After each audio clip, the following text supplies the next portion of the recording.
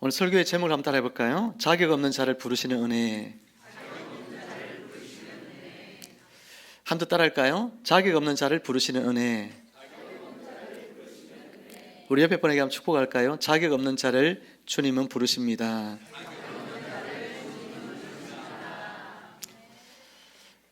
우리나라에 복음이 처음 들어오던 초기에 있었던 아름다운 이야기들이 참 많이 있습니다. 그 가운데 한 이야기를 들려드리겠습니다. 송도에서 부흥이 일어나고 있을 때에 조시성을 가진 한 사람이 교회에 나오게 됐습니다. 아마 누가 집회를 하니까 한번 가보자 이렇게 초청을 한 것 같아요. 집회 도중에 죄에 대해서 계속하여 말씀이 자신을 찌르는 그런 것을 느끼면서 큰 충격을 받았습니다. 그는 선교사에게 나와서 자신이 중형에 해당하는 죄를 지은 사람임을 선교사에게 자백을 하면서 나 같은 죄인도 용서받을 수 있는지를 물었습니다. 당시 이곳에 선교사였던 콜리어라고 하는 선교사님이 그 집회를 인도하고 있었는데 콜리어 선교사님은 그를 데리고 작은 방으로 들어가서 이야기를 들었습니다. 조씨는 자신의 노상 강도라고 이야기합니다. 그리고 강도짓을 하면서 지금까지 생계를 유지해 왔다고 고백을 했습니다. 콜리어 선교사는 그에게 성경 말씀을 읽어주면서 함께 기도를 드렸습니다. 예수님께서 그의 마음 가운데 찾아가셔서 그의 죄를 용서해 주시고 이 조씨가 새로운 사람으로 변화될 수 있기를 기도했습니다. 콜리어 선교사가 기도하고 그 기도가 끝나자 조씨는 이 콜리어 선교사에게 자신의 이 죄를 관리에게 찾아가서 그 죄를 고백해야 되겠다는 마음이 들었다고 고백을 합니다.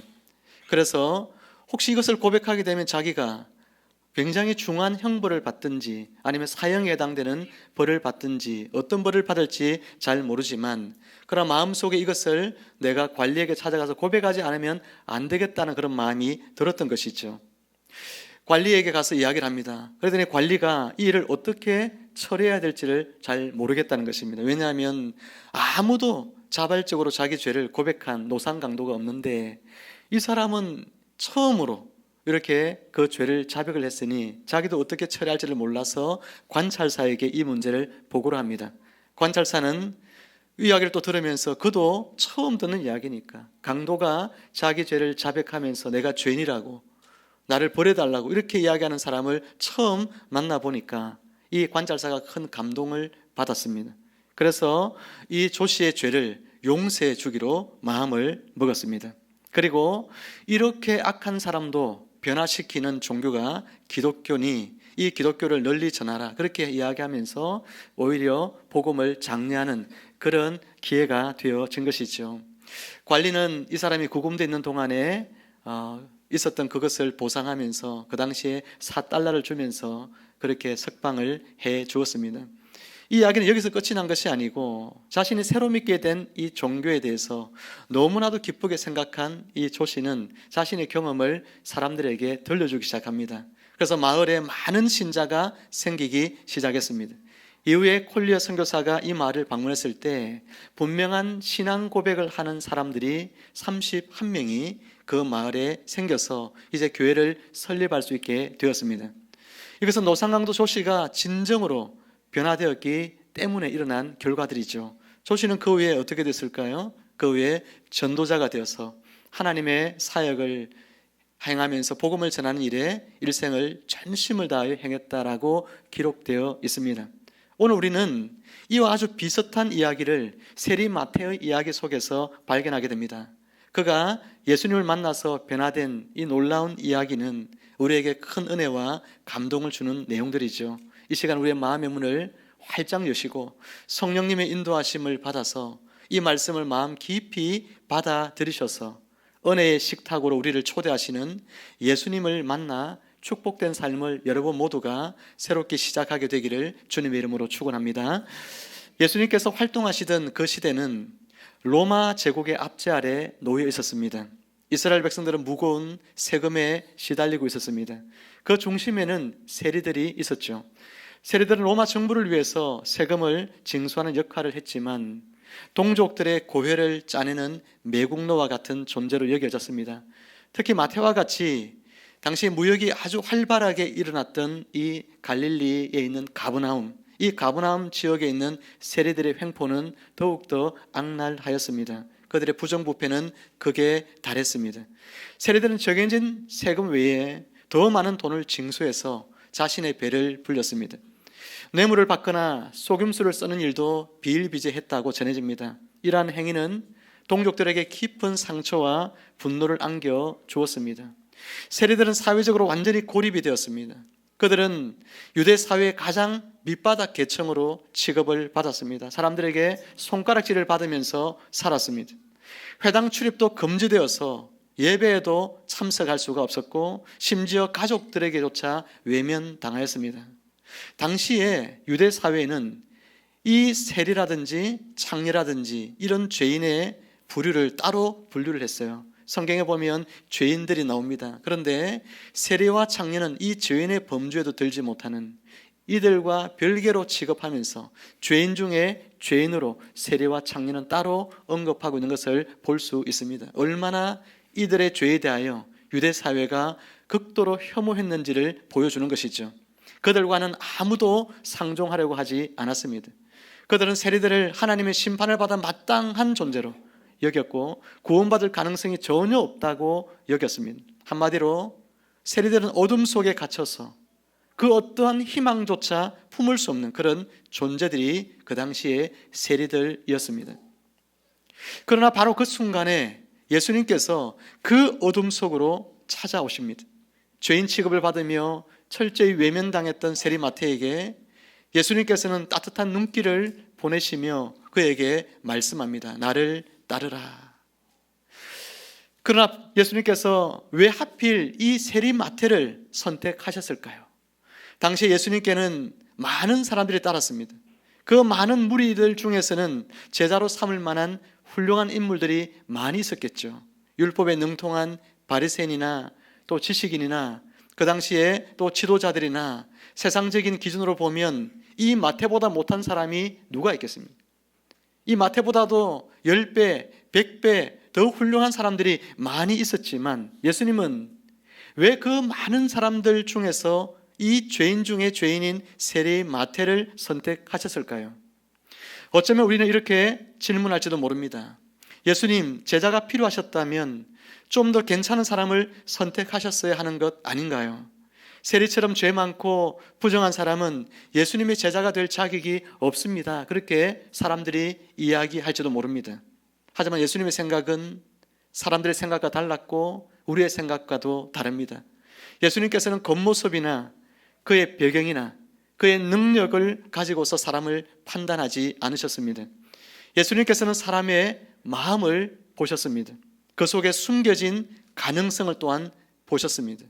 그 마음이 얼마나 하나님 앞에서는 사실은 울며 통회하고 있는지, 자신의 죄인됨을 하나님 앞에 자백하고 내가 정말 하나님 안에서의 새로운 사람으로 변화되기를 얼마나 그가 원하고 있는지 예수님께서는 그 마음의 중심을 보셨습니다. 사실 이 마태는 그가 원래 이름이 레위거든요.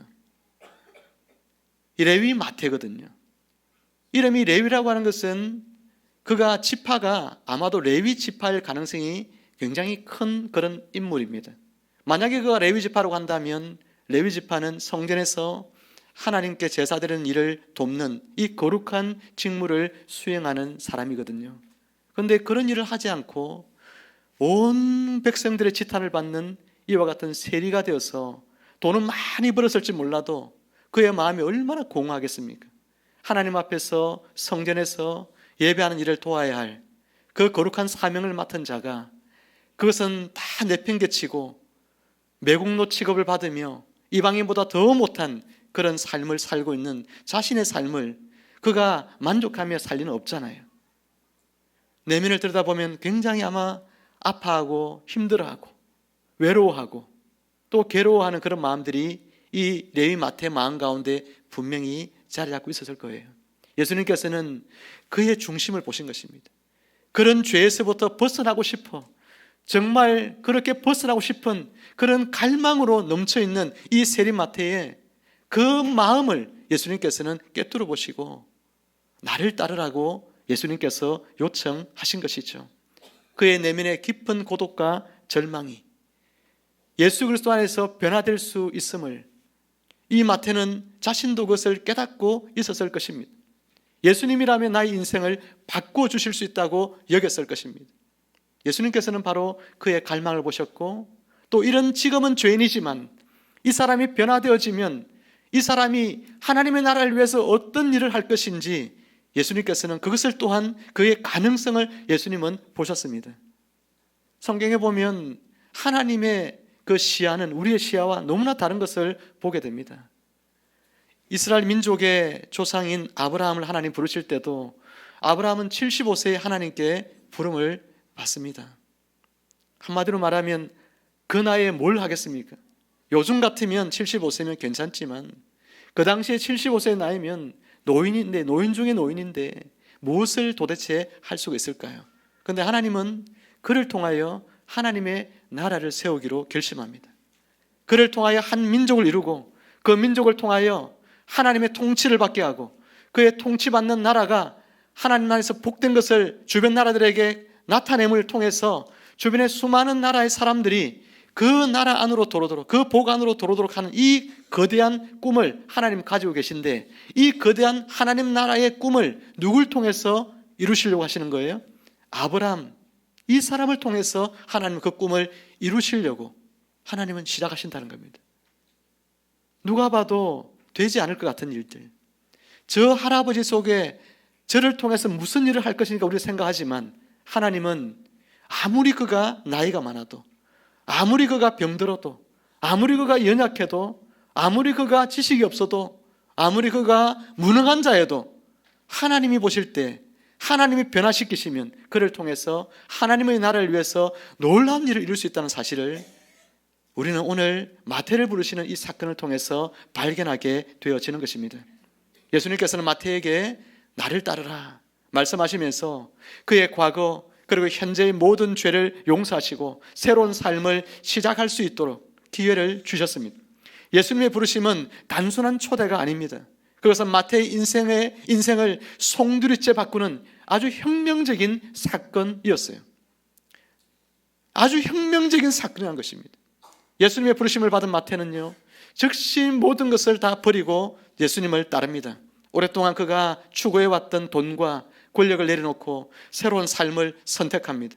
마태는 예수님을 통해서 진정한 행복과 삶의 의미를 발견했고 그 은혜에 감격하여서 자신의 모든 것을 들여서 이제는 예수님을 섬기기로 결심하고 주님을 따라갑니다. 누가복음 18장에는 이와 아주 대조적인 한 인물이 소개되어져 있는데, 젊은 한 부자 관리가 등장하죠. 그는 어려서부터 율법을 지키며 살아왔습니다. 이 마태와는 전혀 다른 삶을 살죠. 사람들로부터 존경받습니다. 그는 관리였어요. 그는 예수님께 영생을 얻는 방법을 묻기 위해서 예수님께 찾아왔습니다. 그때 예수님께서 그에게 예상치 못한 말씀을 합니다. 네 재산을 다 팔아서 가난한 자들에게 나눠주고 그리고 나를 따르라 라고 이야기합니다. 오늘 마태에게 예수님께서 나를 따르라고 하신 것처럼 이 부자 관리인 이 젊은 사람에게 나를 따르라고 그에게도 초청을 하고 있다는 것입니다. 그런데 이 젊은 부자 관리는 이 말씀을 듣고 슬픔에 빠졌어요. 마태는 나를 따르라는 말씀을 듣고 너무 기뻐서 자기의 모든 것을 다 버리고 주님을 따라갔는데, 오늘 어려서부터 말씀도 잘 지키고 하나님 앞에 너무나 모범생으로 살았던 이 청년 부자 관리는 예수님께서 자신을 따르라고 기회를 주었음에도 불구하고 그 예수님을 따르지 않고 근심하며 떠나갑니다. 왜 그럴까요? 그에게는 재물이 많았기 때문에, 그 재물을 버릴 용기가 없고 그 재물이 자신에게는 우상이었고 자신에게는 주인이었기 때문에 그는 결코 그 재물을 포기할 수가 없었던 것이죠. 결국 그는 주님의 부르심을 거절합니다. 자신의 재물을 쫓아서 세상으로 돌아가 버리고 말았습니다. 사랑하는 성도 여러분, 예수님께서는 어떤 사람을 통해서 하나님의 나라를 이루어 가실까요? 겉으로 보기에 완벽해 보이지만 불순종하는 사람일까요? 아니면 죄 많고 너무나 부족하지만 회개하고 순종하는 사람일까요? 아무리 뛰어난 능력을 가졌더라도 주님의 부르심에 응답하지 않으면 아무런 소용이 없습니다. 그러나 세리마태처럼 모든 것을 버리고 주님을 따르는 자는 그가 과거에 어떤 죄인이었든 사람들에게 손가락질을 받았던 그런 사람일지라도 놀라운 변화를 경험하고 하나님의 귀한 도구로 쓰임받게 되어지는 것입니다. 하나님께서는 우리의 자격이나 우리의 조건을 보시는 것이 아니라 순종하는 그 순수한 마음을 보십니다. 예수님이라면 내 인생을 능히 바꾸실 분이야. 예수님을 따라가는 그것이 내 인생의 가장 큰 복이라고 여기며 주님께 순종하며 따라가는 사람, 그 마음을 보시고 그를 변화시키시고 하나님 나라의 귀한 일꾼으로 삼으시는 것입니다. 마태복음은 바로 이 세리마태가 성령의 감동으로 기록한 책입니다. 여러분, 자신의 부끄러운 이야기, 그 과거를 숨길 법도 하지만 마태는 자신의 이야기를 오늘 성경 본문에 기록한 것처럼 가감없이 기록합니다. 왜 그랬을까요? 자신과 같이 도저히 용서받을 수 없는 죄인도 하나님의 자녀가 되고 나아가서 하나님의 나라를 위해서 쓰임받을 수 있다는 것을 전하기 위해서였습니다. 마태는 자신의 경험을 통해서 하나님의 은혜는 누구에게나 열려 있으며 회개하고 돌아오는 자는 반드시 용서받고 새로운 삶을 살 수 있다는 것을 증거하기를 원했던 것이죠. 세상 사람들은 종종 이런 이야기를 곧잘 합니다. 사람은 고쳐 쓰는 것이 아니다. 과거의 잘못은 지워지지 않고 사람은 쉽게 변하지 않는다는 그런 뜻입니다. 물론 인간의 힘으로는 불가능할지 모릅니다. 하지만 예수 그리스도를 만난 사람은 불가능한 일이 아니라 가능한 일이죠. 고린도후서 5장 17절 말씀은 이와 같이 선포합니다. 그런즉 누구든지 그리스도 안에 있으면 새로운 피조물이라. 이전 것은 지나갔으니 보라 새 것이 되었도다. 할렐루야. 한번 따라 해볼까요? 누구든지 그리스도 안에 있으면 새로운 피조물이라. 이전 것은 지나갔으니 보라 새 것이 되었도다. 우리 옆에 분에게 한번 축구합시다. 집사님은 새로운 피조물입니다. 시작. 여러분, 예수 안에서 내가 예수님을 쫓아가면 누구나 새로운 피조물로 새롭게 창조된다는 사실을 믿으시기를 주님 여러분 축복합니다. 이 말씀을 한 바울은 과거에 스데반을 죽이는 데 앞장섰고 그리스도인을 박해하던 사람이었습니다. 그는 예수님을 믿는 사람을 잡아가두고 심지어 죽이기까지 했습니다. 그러나 다메섹 도상에서 예수님을 만난 이후에 완전히 새로운 사람으로 변화되었습니다. 새로운 피조물이 된 것이죠. 그는 과거의 모든 것을 버립니다. 예수 그리스도를 전파하는 사도가 되어서 수많은 사람들을 구원의 길로 인도하고, 이 바울은 마지막에 로마의 감옥에서 목이 잘려 순교를 하고 생을 마감하죠. 여러분은 예수님을 만나셨습니까?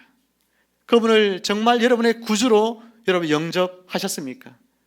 예수님을 구주로 영접한 사람은 내면이 정말 새롭게 변화되는, 새롭게 창조되는 그런 은혜를 경험할 수밖에 없어요. 과거의 죄와 상처, 아픔이 모두 다 씻겨집니다. 그리고 새로운 소망과 기쁨으로 가득 찬 삶을 살아가게 되어지는 것이죠. 예수님께서는 우리의 과거를 묻지 않으시고 우리의 새로운 미래를 열어주십니다.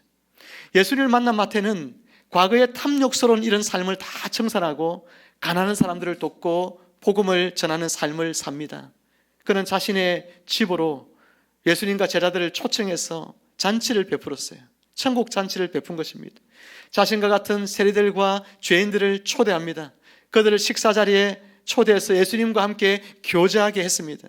그는 예수님 만난 기쁨을 주체할 수 없었기 때문에 자신의 친구들에게도 예수님을 만나는 기회를 주어서 그들도 변화된 새로운 삶을 살 수 있도록, 그들도 예수님 안에서 새로운 은혜를 누리며 살 수 있도록 그 은혜를 나누고 싶었던 것이죠.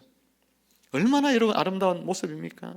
예수 만난 사람, 진짜 예수님을 제대로 만난 사람은 이와 같이 자신의 삶이 날마다 잔치하는 것 같은 기쁨이 있을 뿐만 아니라 그 기쁨에 나 혼자만 동참하는 것이 아니라 내 주변에 있는 나의 가족, 나의 사랑하는 사람들, 그 사람들 만나서 이 예수님 믿어보라고 그렇게 전할 수밖에 없다는 것이죠. 저도 예수님을 인격적으로 정말 뜨겁게 만났던 대학 시절에 예수님을 정말 인격적으로 뜨겁게 만나니까 그 예수님을 전하지 않으면 안 되겠더라고요. 공부도 다 내려놓고 그냥 하루 종일 전도만 했습니다.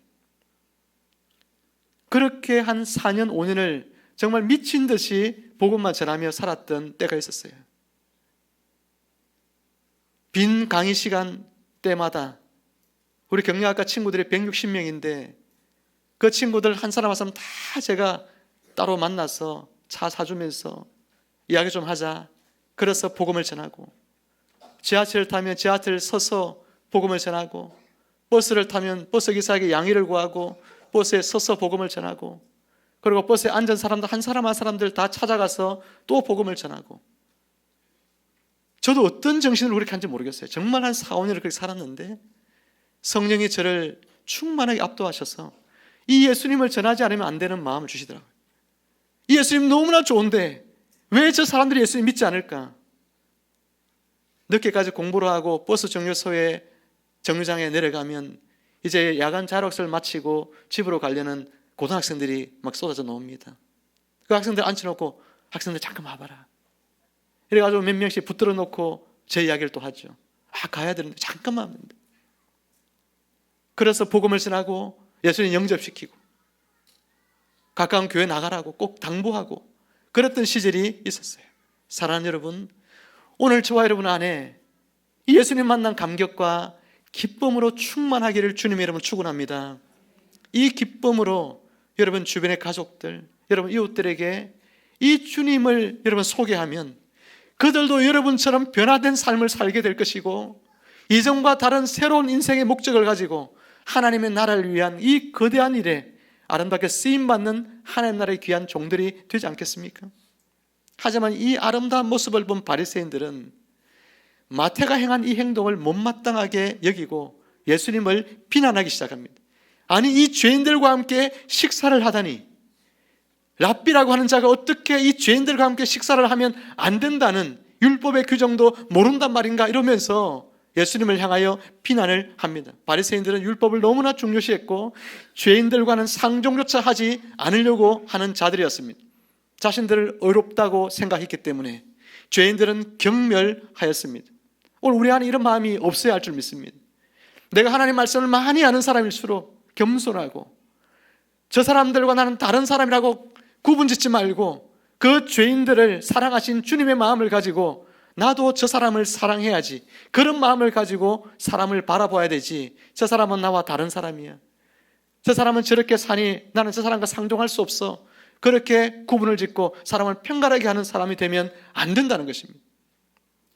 예수님께서는 바리새인의 비난에 아랑곳하지 않으시고 오히려 그들에게 진리의 말씀을 전하십니다. 건강한 자에게는 의사가 쓸데없고 병든 자에게라야 쓸데있느니라. 너희는 가서 나는 자비를 원하고 제사를 원하지 아니하노라 하신 뜻이 무엇인지 배우라. 나는 의인을 부르러 온 것이 아니라 죄인을 부르러 왔다. 그렇게 예수님께서 말씀하시죠. 의사에게 여러분 나갈 때 병든 자에게 의사가 필요하죠. 건강한 자에게는 의사가 필요하지 않습니다. 이 의사는 누구예요? 예수님이잖아요. 영혼의 의사 예수님인데 스스로가 나는 건강한 사람이라고 생각하는 사람, 나는 의로운 사람이라고 생각하는 바로 이 바리새인들에게는 예수님이 그들의 영혼을 치유할 수가 없어요. 그런데 나는 죄인입니다. 나는 구원받지 못할 죄인입니다. 나는 어떤 벌을 받아도 마땅한 죄인입니다. 나를 긍휼히 여겨 주십시오라고 고백하는 죄인들은 의사가 필요한 것이죠. 그 영혼의 그 병을 고칠 의사인 예수님이 그들에게 필요한 것입니다. 예수님께서는 바로 이와 같이 죄인들, 병든 자들, 그들을 찾아가셔서 그들을 회개하게 돕고 그들이 새로운 삶을 살도록, 그래서 새로운 미래를 열어갈 수 있도록 도우셨습니다.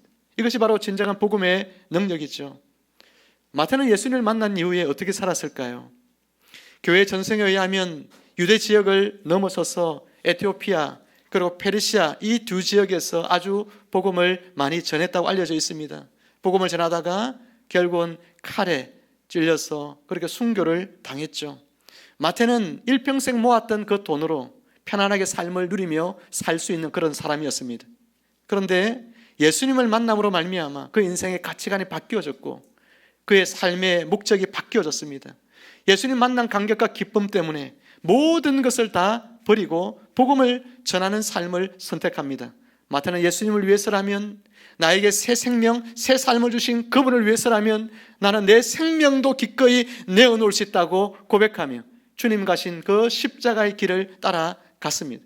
예수님께서 나를 따르라 하실 때 그 따르라는 그 말씀 속에는 예수님이 걸어가시는 그 십자가의 길을 포함하고 있는 것이죠.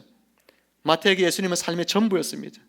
그 은혜에 보답하기 위해 자신의 모든 것을 드렸고 예수님을 전파하다가 죽임을 당했지만 그의 죽음은 결코 헛된 죽음이 아니었습니다. 마태의 순교는 수많은 사람들에게 감동을 주었고 그들은 마태의 뒤를 따라서 그 수많은 구원받은 사람들도 마태처럼 예수님의 그 십자가의 길을 따라가는 바로 주님의 제자가 되었기 때문입니다. 사랑하는 성도 여러분, 그리고 극동방송 가족 여러분, 하나님의 백성이 되고 예수님의 제자가 되는데 자격이 필요한 사람은 아무도 없습니다. 죄인이라도 병든 자라도 약한 자라도 누구든지 예수님의 부르심에 응답하기만 하면 구원을 받고 새로운 삶을 살아갈 수 있습니다. 예수님께서는 우리의 과거를 묻지 않으시고 우리의 현재와 미래를 변화시켜 주십니다. 지금 이 자리에 계신 여러분 모두가 예수님을 간절히 필요로 하는 심령으로 나아오시기를 주님의 이름으로 축원합니다. 주님의 부르심에 믿음으로 응답하셔서 예수님과 동행하는 복된 삶을 시작하시기를 주님의 이름으로 축원합니다. 주님께서는 여러분을 사랑하십니다. 여러분의 어떤 존재이든 어떤 죄인이든 여러분을 사랑하십니다. 또한 여러분에게 가능성을 보십니다. 예수님 안에서 변화되어서 여러분이 어떻게 쓰임받을지 주님은 알고 있습니다. 여러분은 몰라도 여러분이 예수님을 믿기만 한다면, 예수님을 정말 따르기로 결심만 한다면 주님은 여러분을 통하여 여러분이 상상하지 못한 놀라운 일들을 행하실 수 있는 분이십니다. 지금 바로 예수님의 손을 잡으시고 예수님 안에서 새로운 삶을 시작하는 복된 주님의 자녀들이 다 되시기를 주님의 이름으로 축원합니다. 기도하겠습니다. 사랑과 은혜가 풍성하신 하나님 아버지, 저희를 긍휼히 여기사 이 시간 주님의 말씀을 깊이 묵상하게 해주시니 감사합니다. 오늘 저희는 자격 없는 자를 부르시는 예수님의 놀라운 은혜를 마태의 이야기를 통하여 깨달았습니다. 주님, 저희들 역시 마태와 같이 연약하고 부족한 존재임을 고백합니다. 때로는 세상의 유혹에 흔들리고 죄의 그림자 아래 머물 때도 있습니다. 그러나 주님께서는 이러한 우리들을 외면하지 않으시고 당신의 크신 사랑으로 부르시어 주님의 자녀 삼아 주셨습니다. 이 놀라운 은혜에 감격하며 감사드리게 하여 주옵소서.